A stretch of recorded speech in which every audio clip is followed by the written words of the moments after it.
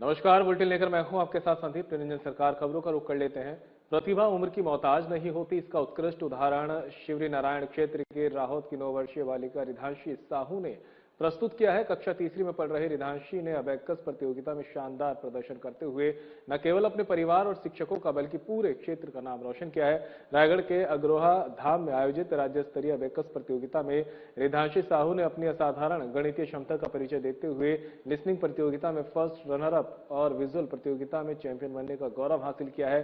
सबसे खास बात यह रही कि रिधांशी ने मात्र 10 मिनट में 200 गणितीय प्रश्नों का समाधान कर अपनी प्रतिभा का लोहा मनवाया है। रिधांशी के पिता विश्वा साहू और माता रिंके साहू बताते हैं कि जब उनकी बेटी ने जांजगीर की अबेकस प्रशिक्षक रेणुका शर्मा के मार्गदर्शन में ऑनलाइन अबेकस कक्षाएं प्रारंभ की थी, तब वह गणित में एक सामान्य छात्रा की तरह थी, लेकिन निरंतर अभ्यास, लगन और सही मार्गदर्शन ने उसे इतना दक्ष बना दिया कि आज वे अपने से बड़ी कक्षाओं के विद्यार्थियों को भी कड़ी टक्कर दे रही है। अबेकस प्रशिक्षण रेणुका शर्मा ने बताया कि उनकी ऑनलाइन कक्षाएं 6 से 13 वर्ष आयु वर्ष के बच्चों के लिए संचालित होती है, जिसमें सप्ताह में 2 दिन 1-1 घंटे का प्रशिक्षण दिया जाता है। उन्होंने बताया कि अबेकस केवल गणितीय कौशल ही नहीं बढ़ाता, बल्कि बच्चों की सुनने, समझने, याद रखने, लिखने और त्वरित निर्णय लेने की क्षमता का भी विकास करता है। रिधांशी की इस उल्लेखनीय उपलब्धि पर क्षेत्रवासियों, शिक्षकों और शुभचिंतकों ने प्रसन्नता व्यक्त करते हुए उनके उज्जवल भविष्य की कामना की है। इतनी कम उम्र में राज्य स्तर पर सफलता हासिल कर रिधांशी ने सिद्ध किया है कि दृढ़ संकल्प, नियमित अभ्यास और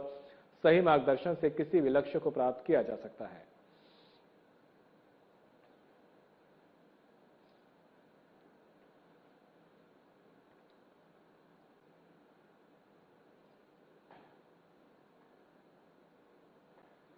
छत्तीसगढ़ आईटीआई कर्मचारी अधिकारी संघ के निर्वाचन अधिकारी, जिला संभाग में प्रांतीय पदाधिकारियों का इंदिरा गांधी कृषि महाविद्यालय में संघ का शपथ ग्रहण एवं सम्मान समारोह कार्यक्रम आयोजित किया गया। कार्यक्रम के मुख्य अतिथि कैबिनेट मंत्री गुरु खुशवंत साहिब एवं कार्यक्रम के विशिष्ट अतिथि कमल वर्मा के साथ साथ विभागीय अधिकारियों द्वारा दीप प्रज्वलित कर कार्यक्रम का शुभारंभ किया गया। कार्यक्रम में उद्बोधन के दौरान मुख्य अतिथि कैबिनेट मंत्री गुरु खुशवंत द्वारा नवनिर्वाचित पदाधिकारियों को शुभकामनाएं देने के बाद संघ के समस्त पदाधिकारियों को शपथ ग्रहण कराया गया।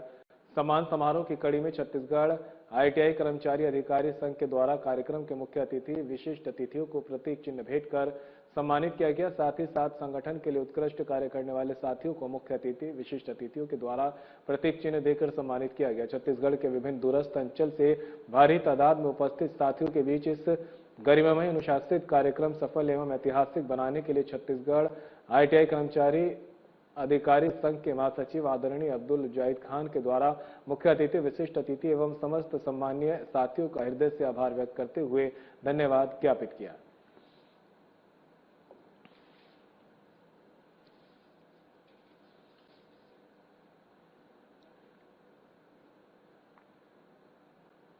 बेमेतरा जिले में कथित गोवंश तस्करी के खिलाफ बड़ी कार्रवाई सामने आई है, जहां बजरंग दल और गोवंश सेवकों ने ग्राम चौरंगा से भैंसों को भरकर ले जा रहा एक पिकअप वाहन का पीछा किया और रोका। कटिया गांव के पास वाहन को रोककर पुलिस के हवाले कर दिया गया। बताया जा रहा है कि वाहन से 4 भैंसों को भरकर ले जाया जा रहा था। मौके पर पहुंची सिटी कोतवाली बेमेतरा पुलिस ने थाना खरोरा निवासी वाहन चालक लक्ष्मण साहू बढ़ा को हिरासत में लिया। पुलिस ने आरोपियों के कब्जे से 4 भैंस, एक पिकअप वाहन और मोबाइल जब्त कर मामला दर्ज किया है। हालांकि इस मामले में शामिल अन्य साथी अभी भी फरार बताए जा रहे हैं, जिनकी तलाश जारी है। पुलिस पूरे नेटवर्क की जांच में जुटी है और फरार आरोपियों की गिरफ्तारी के लिए दबिश दे रही है।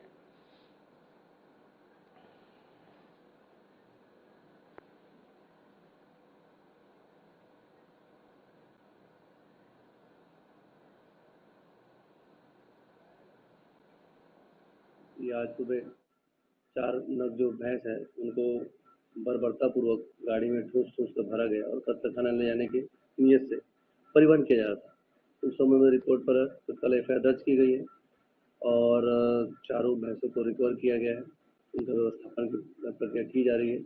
इसके संबंध में एक आरोपी जो लक्ष्मण साहू, उसकी अरेस्टिंग की गई है और इन्वेस्टिगेशन जारी है। इसमें जो कौन जानवर भेजा और कौन जहाँ बेच रहे थे उनकी तस्दीक करके उनकी गिरफ्तारी सुनिश्चित की। जांजगीर चांपा जिले में अवैध शराब के निर्माण, बिक्री एवं परिवहन पर अंकुश लगाने के लिए चलाए जा रहे विशेष अभियान के तहत पुलिस सहायता केंद्र राहौद ने एक बार फिर बड़ी सफलता हासिल की है। पुलिस अधीक्षक विजय कुमार पांडे के निर्देशन में की गई इस कार्रवाई में 15 लीटर अवैध कच्ची महुआ शराब के साथ एक आरोपी को गिरफ्तार कर न्यायिक रिमांड पर भेजा गया है। प्राप्त जानकारी के अनुसार पुलिस को मुखबिर से सूचना मिली थी कि एक व्यक्ति अवैध रूप से महुआ शराब का संग्रहण और बिक्री कर रहा है। सूचना को गंभीरता से लेते हुए प्रभारी ने तत्काल पुलिस टीम का गठन कर दबिश दी। पुलिस टीम की त्वरित एवं सटीक कार्रवाई के दौरान बुंदेला भूतापारा निवासी अमृतलाल सूर्यवंशी उर्फ मुंचू को गिरफ्तार किया गया। तलाशी के दौरान आरोपी के कब्जे से लगभग 15 लीटर अवैध कच्ची महुआ शराब बरामद की गई, जिसकी अनुमानित कीमत 3000 रुपये बताई गई है। पुलिस ने आरोपी के खिलाफ मामला दर्ज कर उसे न्यायिक रिमांड पर जेल भेज दिया है। पुलिस प्रशासन ने स्पष्ट किया कि अवैध शराब के निर्माण, बिक्री एवं परिवहन में संलिप्त किसी भी व्यक्ति को बख्शा नहीं जाएगा।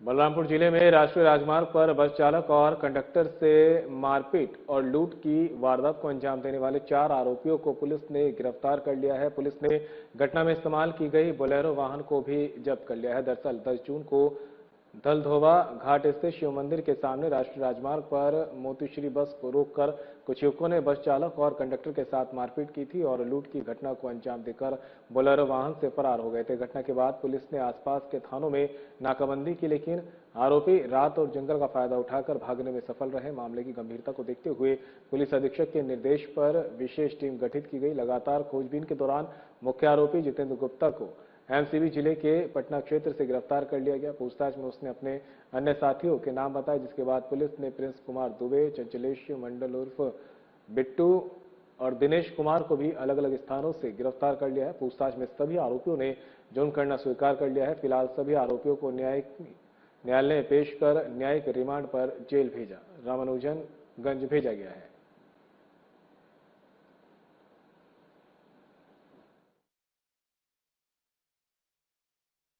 क्षेत्रांतर्गत दिनांक 10/6/2026 को मोतीश्री बस जो अंबिकापुर से रामानुजगढ़ की ओर आ रही थी, दधुआ घाट शिव मंदिर के सामने करीबन 4 बजे शाम को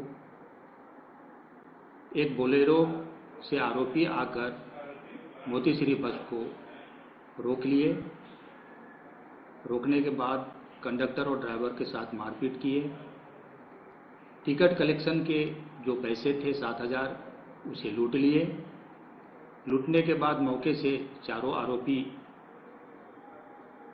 बोलेरो में बैठकर फरार हो गए, जिन्हें अलग अलग क्षेत्र से गिरफ्तार कर आज विधिवत कार्रवाई कर रिमांड पर जेल भेजा गया।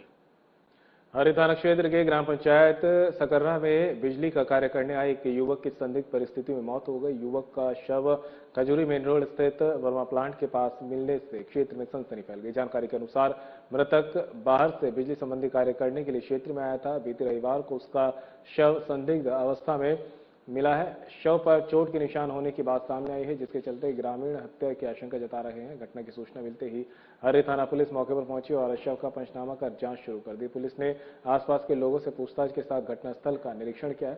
प्रथम दृष्टया पुलिस युवक की मौत करंट लगने से होने वाला बता रही है। वहीं ग्रामीणों का कहना है कि शरीर पर मिले चोट के निशानों को देखते हुए मामले की गहन जांच की जानी चाहिए। फिलहाल मौत के वास्तविक कारणों का खुलासा पोस्टमार्टम आने के रिपोर्ट के बाद ही होगा। पुलिस मामले की सभी पहलुओं से जांच कर रही है।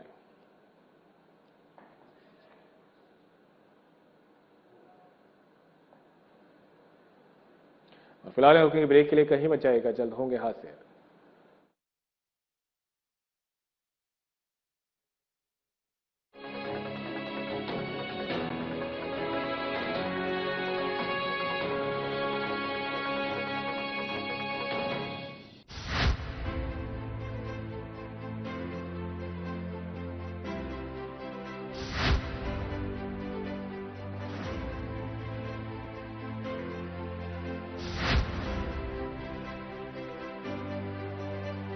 विजन 2047 की बात करते हैं। हाँ, पिक्चर पूरी बाकी है, तो बहुत देश को आगे ले जाना है। होता ये था कि शतरंज की बिसात बिछाई जाती थी कि किस तरह से बिसात बिछाई जाए कि हम सामने वाले को फटका नहीं दे दें, लेकिन आजकल गूगली फेंका जा रहा है बहुत ज्यादा। क्या सामने वाले गूगली पर सिक्स नहीं लगा पा रहे, क्या लपक लिए जा रहे हैं? कांग्रेस पार्टी के बैट्समैन तो गोल्डन डक में आउट होने वाले हैं।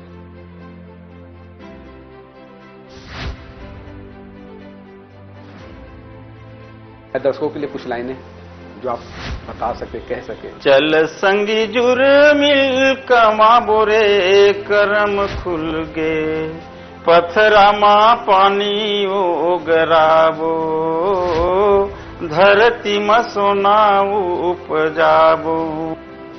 2014 के बाद से भारतीय राजनीति को किस तरह से देखते हैं? 2014 के बाद से इस देश में उन्नति का, तरक्की का, इस देश के लोगों के जीवन स्तर को ऊंचा उठाने का, गांव, गरीब, किसान, युवा, महिलाएं, इनके जीवन में कैसे खुशहाली ला सकती है, अगर ये एजेंडा पहली बार तय किया है तो मोदी जी ने तय किया है।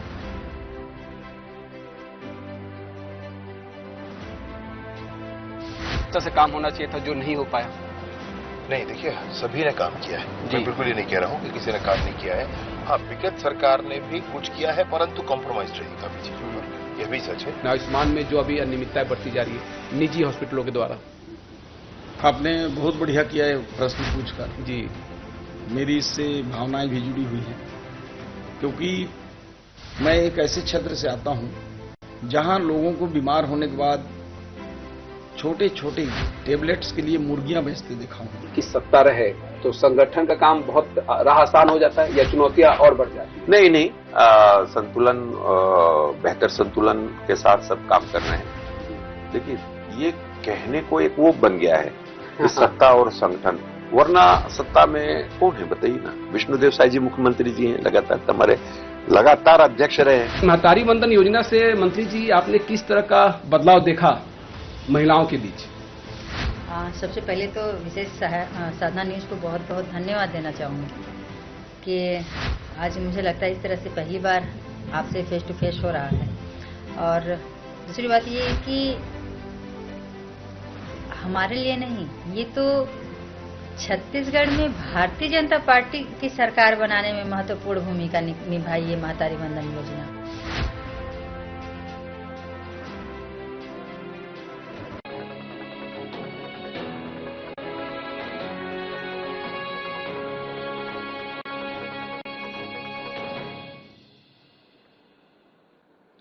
ब्रेक के बाद आप सभी का एक बार फिर से स्वागत है। खबरों में आगे बढ़ते हैं। छत्तीसगढ़ ने निवेश आकर्षित करने की दिशा में एक महत्वपूर्ण उपलब्धि हासिल की है। हैदराबाद में आयोजित छत्तीसगढ़ इन्वेस्टर कन्वेंशन कार्यक्रम में विभिन्न क्षेत्रों की 7 प्रमुख कंपनियों ने 9,580 करोड़ रुपए के निवेश प्रस्ताव दिए हैं, जिनमें 7,800 से अधिक रोजगार सृजित होने की संभावना है। इस अवसर पर मुख्यमंत्री विष्णुदेव साय ने देश के प्रमुख उद्योगपतियों और निवेशकों को छत्तीसगढ़ में निवेश के लिए आमंत्रित करते हुए कहा कि विकसित भारत के ग्रोथ इंजन के रूप में छत्तीसगढ़ तेजी से उभर रहा है और राज्य में निवेशकों के लिए रेड कारपेट बिछा हुआ है। कार्यक्रम को संबोधित करते हुए मुख्यमंत्री साय ने बताया कि नई औद्योगिक नीति लागू होने के बाद दिल्ली, मुंबई, बेंगलुरु के साथ साथ जापान और दक्षिण कोरिया में आयोजित इन्वेस्टर कनेक्ट कार्यक्रमों के माध्यम से राज्य को 8 लाख करोड़ रुपए से अधिक के निवेश प्रस्ताव प्राप्त हुए। राज्य सरकार इन प्रस्तावों को धरातल पर उतारने के लिए तेजी से कार्य कर रही है।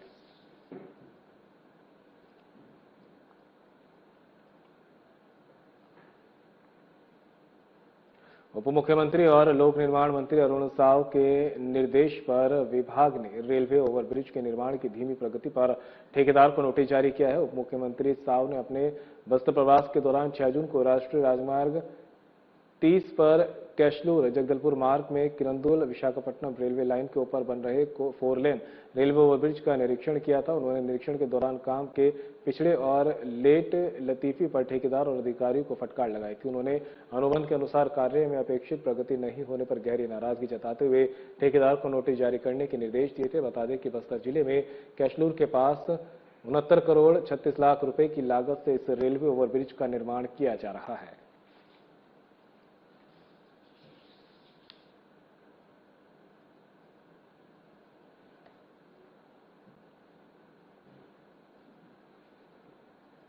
जिला गरियाबंद के थाना मैनपुर अंतर्गत कैंप कुल्हाड़ी घाट से 10 किलोमीटर दूर ग्राम ढड़ीपानी जंगल क्षेत्र में F-65 बटालियन सीआरपीएफ, जिला पुलिस बल एवं बीडीएस टीम की संयुक्त पार्टी को सर्च अभियान के दौरान संदिग्ध डंप का पता चला है, जिससे शुक्रवार दोपहर को बरामद करने बड़ी सफलता मिली है। माओवादियों द्वारा डंप कर रखे गए इस सामग्री में 15 metre commercial Cordex wire, gunpowder 1.5 kilogram, gelatin rod लगभग 4 किलोग्राम, कुकर आईईडी, दवाइयां और दैनिक उपयोगी सामग्री मिली है। वहीं प्राप्त आईडी बम को बीडीएस टीम द्वारा मौके पर ही विस्फोट कर नष्ट किया गया।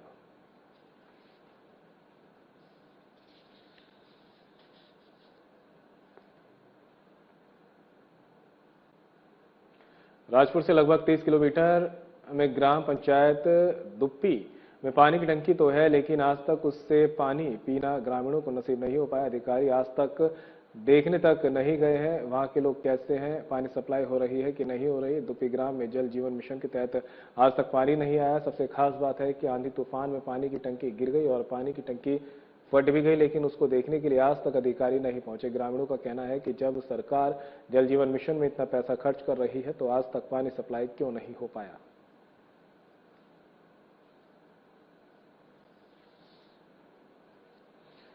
राजपुर से लगभग 30 किलोमीटर में ग्राम पंचायत दुप्पी में पानी की टंकी तो है आज, लेकिन आज तक उससे पानी पीने ग्रामीणों को नसीब नहीं हो पाया है। अधिकारी आज देखने तक नहीं गए कि वह के लोग कैसे हैं, पानी सप्लाई हो रही है कि नहीं हो रही। दुप्पी ग्राम में जल जीवन मिशन के तहत आज तक पानी नहीं आया। सबसे खास बात यह है कि आंधी तूफान में पानी की टंकी गिर गई है और पानी की टंकी फट भी गई, लेकिन उसको देखने के लिए आज तक अधिकारी नहीं पहुंचे।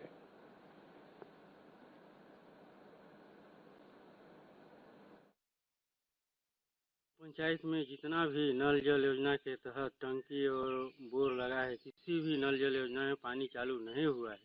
भीषण गर्मी के कारण पूरा गर्मी बीत गया, लेकिन किसी में पानी चालू नहीं हुआ। और ये नल जल के योजना के तहत जितने भी साहब हैं कोई देखने के लिए नहीं आए। आदमी गर्मी से परेशान है। पानी की स्वयं सहायता समूहों से जुड़कर ग्रामीण महिलाएं आर्थिक रूप से सशक्त होकर लखपति दीदी बन रही है और दूसरों के लिए प्रेरणा का स्रोत है। ऐसी कई महिलाओं ने प्रशिक्षण, सरकारी योजना और छोटी पूंजी की मदद से स्वरोजगार अपनाकर अपनी तकदीर बदली है। राष्ट्रीय ग्रामीण आजीविका मिशन के तहत चल रहा लखपति दीदी अभियान छत्तीसगढ़ के कोरिया जिले में ग्रामीण महिलाओं के जीवन में आत्मनिर्भरता की नई इबारत लिख रहा है। इसका सबसे सटीक और जीवंत उदाहरण बनी है बैकुंठपुर विकासखंड के ग्राम तलवापारा की रहने वाली कांति साहू। समिति संसाधनों और कठिन परिस्थितियों के बीच कांति ने न सिर्फ अपनी किस्मत बदली, बल्कि आज के गांव के अन्य महिलाओं के लिए भी प्रेरणा स्रोत बन चुकी है।